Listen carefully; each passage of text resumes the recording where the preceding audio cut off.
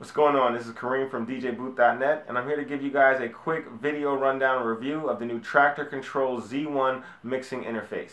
So this is the newest interface brought to us by Traktor DJ, and this is a special interface because it not only works with your Traktor Pro software or your Traktor LE software that comes bundled with this for your computer, it can also work as your mixing console for your Traktor DJ app on all of your iOS devices.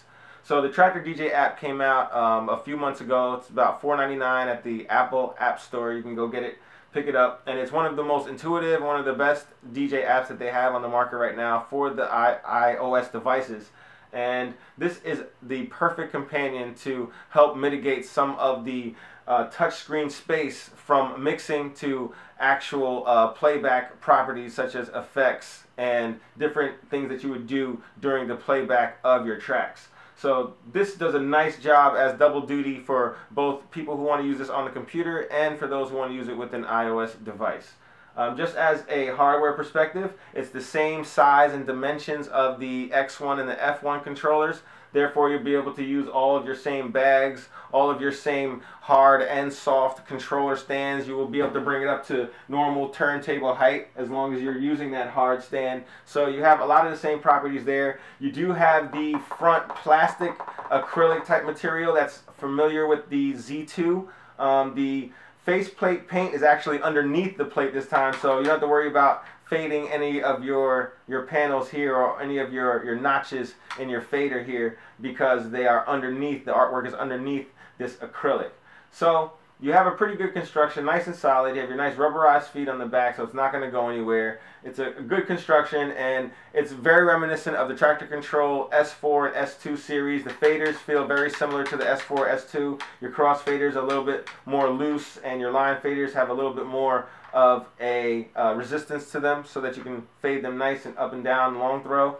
You have your filter FX on and off buttons here. They illuminate. You also have your mode button. When mode is pressed along with A and B, this becomes a fully MIDI mappable controller, so you can use it for any other type of DJ software such as Ableton Live. There's information actually on NI's website on how to do that.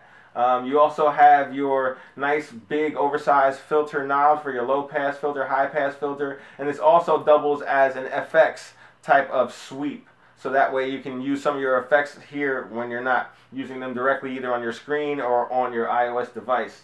Next up, you have your low, mid, and your high 3-band EQ along with your gain knob at the top, and these gains will monitor exactly what's coming out of your outputs, and so will the level monitor meters right here in the middle of the mixer. Next up, you have your Q section right in the middle. In the middle, you have your A and B, so that way you can cue up either the A side or the B side within your headphones without letting your audience listen, and you can mix between the Q or whatever you have coming out of your output with the middle knob, and the top knob is for your overall Q or headphone volume control.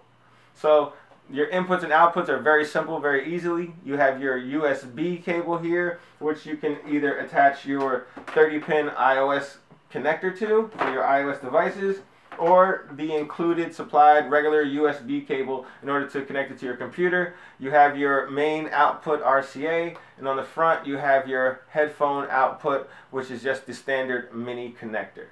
So with Traktor DJ, it's a very, very good device. It's made, I think, mostly for Traktor DJ at this point because it's just very convenient. You can bring it with you on the go. The only two downsides that I did see with the Traktor DJ use was that it only comes with the 30-pin older style connector, and it doesn't come with the new lightning connector. So if you have a new iOS device, you will have to get the new style connector.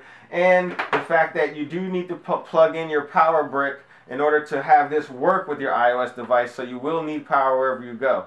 On the other side, when you're using this with your Traktor DJ or your Traktor LE software that actually comes bundled with it, with the computer, you do not need any other type of additional power. So pretty good there. Just note that when you are taking this on the go with you and you have your iOS device, you will need to plug it in. But when you're using this with the iOS device, it really, really shines because you get to take away all of your different EQ and all your different fading functions from the face of your iOS device, and you actually putting them onto a hardware controller. So that way the face of your device can now be used for things like effects, for your waveforms, for your loops, for your hot cues, and all the other fun stuff that you really want to concentrate on with your touch screen. So, and using it with your Traktor Pro, your Traktor LE setup, it's also equally as powerful. One day when they come out with that new X2 or X1 MK2 controller, we'll be able to line these up side by side with an F1 and whatever else you guys want as a modular solution, so that you can build the controller that you guys need in order to use Traktor the way you want to use it. So for more on the full written review, you can head on over to www.djbooth.net, or you can click on the link at the top of this description, and keep on following us on the YouTube channel as well. The YouTube name here is Real DJ Blaze. Thanks for watching.